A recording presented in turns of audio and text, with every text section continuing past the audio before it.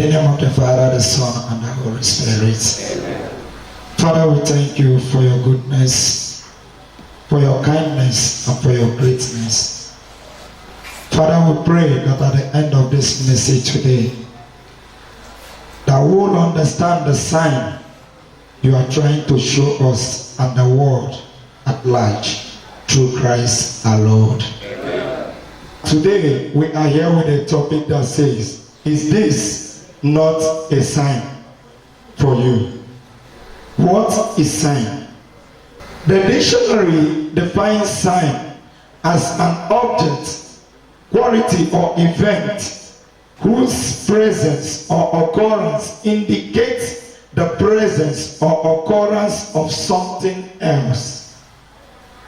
It is not that thing itself, but is trying to show you what is coming after it or what is behind it. For instance, if you see a banner, you will see a direction which that banner is pointing at.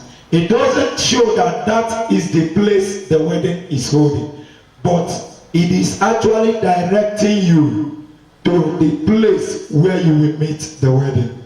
Praise the Lord, somebody. Hallelujah. Now, we are talking about sign of this time. What actually is happening this time? Gịnị ka anyị ga-asị na ya na-eme n'oge a? Ọ bụrụ na ị na-anya, let's start with our September program. September program anyị bụ a program anyị na-eme which ọ na-abụ a na-eme a enwe a lot of crowd na parishes, starting from the parish level, the zonal level, and the multi-zonal level. Crowd eju ebe niile, but as God may have it this year, ọ masịrị Chukwu na this message, maybe just because of you, na this message will be holding online. Maybe just because the Lord wants to save somebody out there hearing my voice. Maybe you are that person why the Lord chose that we are going to be holding our message on air this year. Praise the Lord, somebody. When we are talking about the sign of this time, the whole Matthew chapter 24 will tell us exactly what is happening at this time and the sign we witness at this particular time. What are these signs? What is happening at this time? Let us use what is happening around us. Everything, the common thing everybody knows about, the COVID-19 pandemic. Now, this is one of the signs we are seeing at this time. What is this actually pointing at? What actually is this pointing at? So many times, the scientific world has tried to define everything in their own understanding, trying to make us believe that the supremacy of God is no longer there, trying to tell us and make us believe that they can do anything, they can do all things. Praise the Lord. But now, God wants to tell us once again, wants to prove us wrong once again, that in everything happening, that there are still things that we cannot do for ourselves. Take for instance, the rich, the wealthy nations. If this pandemic is what could be solved by money, it wouldn't have lasted till this moment. Take countries, well-noted countries like China, USA, and others. Their money would have stopped this pandemic. But God is trying to prove to humanity that there are still things that your money cannot buy. There are still things that money cannot give us. There are still things that we cannot do for ourselves without the power and the presence of God in our life. Praise the Lord. Let us see Matthew chapter 24, 32 to 35. Amen, somebody. The word of God says, let the fig tree teach you a lesson. When its branches becomes green and tender, it starts putting out a new leaf. You know that summer is near. In the same way, when you see all these things, you will know that the time is near. You will know that the time is near. What time is the Bible trying to tell us here? The coming of the Son of Man. The second coming of Christ. Praise the Lord, somebody. The Bible is trying to tell us here that the coming of Christ is close at hand.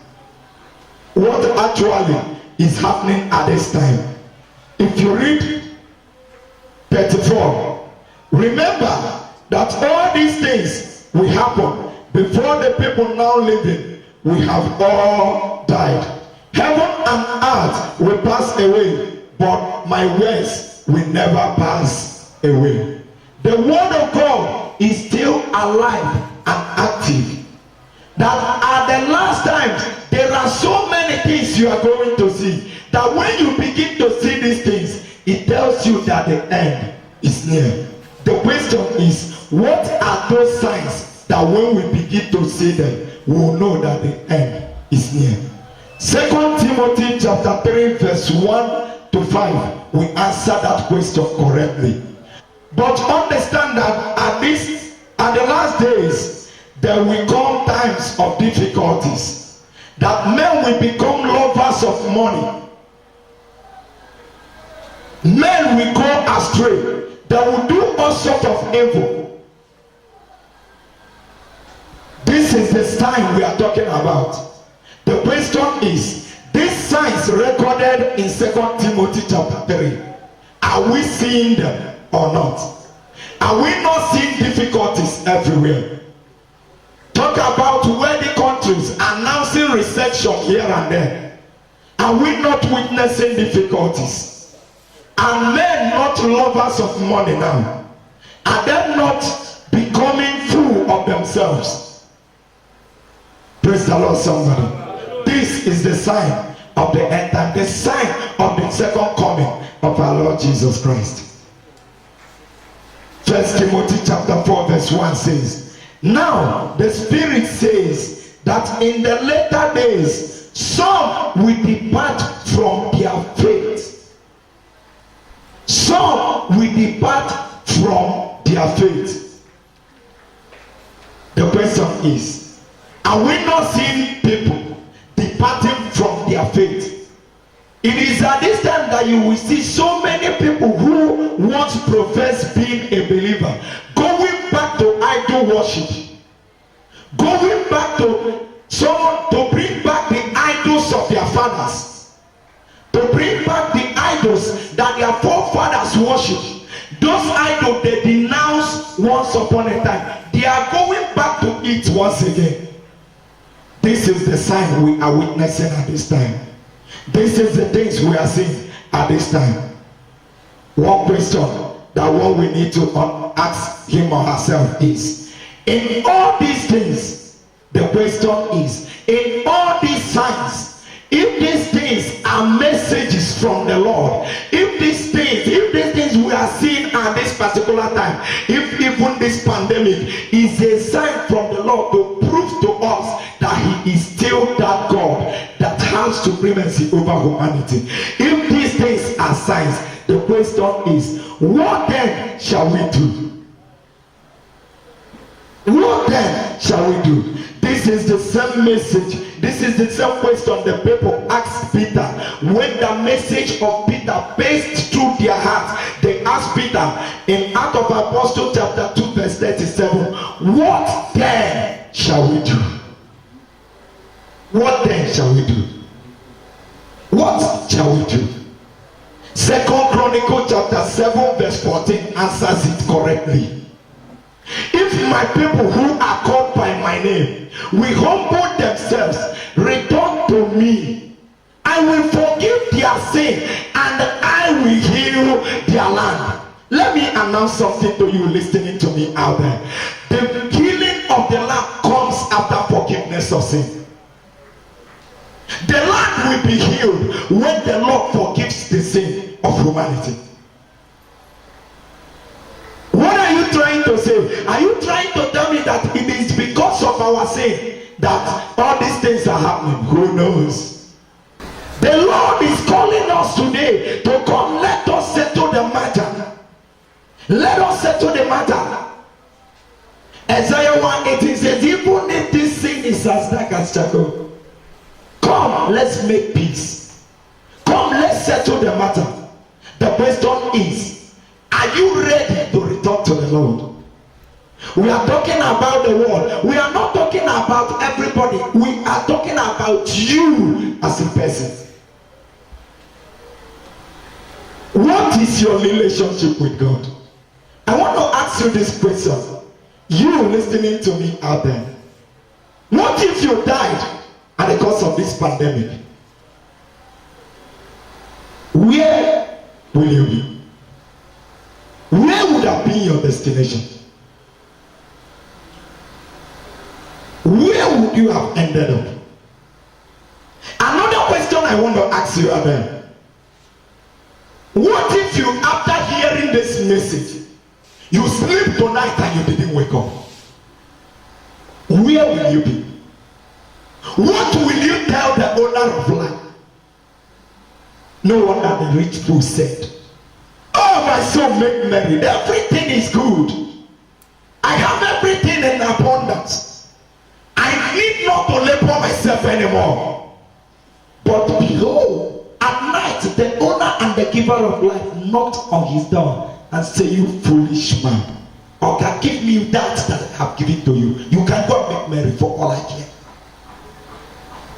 This you can make merry. Give me that which belongs to me. Now go and make merry for all I care. Okay? You are boasting of what you have. You look at your bank account today, you rejoice and say, oh, everything is good. Okay? Let me tell you something. God without God amounts to nothing. God will give you gold, but God will never give you God.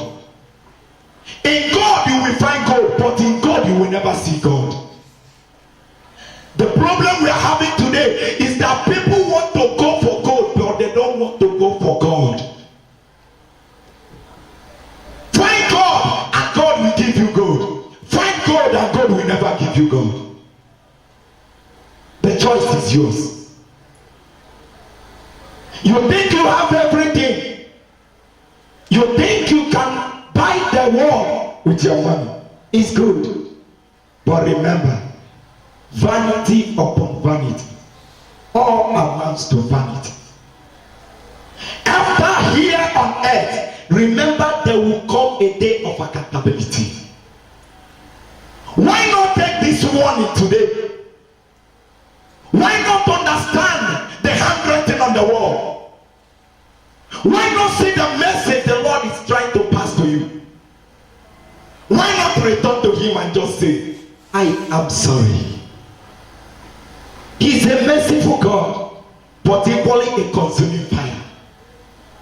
He's a merciful God, a gracious God, but equally a God of justice. Okay? You have this time to make up with God. You have this time to return to the Lord. You have this time to say, Lord, I am sorry. I know I have fallen astray, but today I come back to you with a broken heart. But remember, Isaiah 1:18 says, come now. The question is now. There is an option of now. Tomorrow might be too late.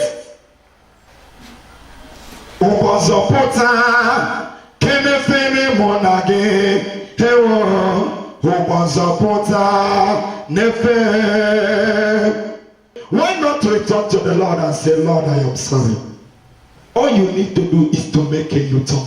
There is still time, but tomorrow may be too late. Today is a good time. Now is the time, but tomorrow may be too late.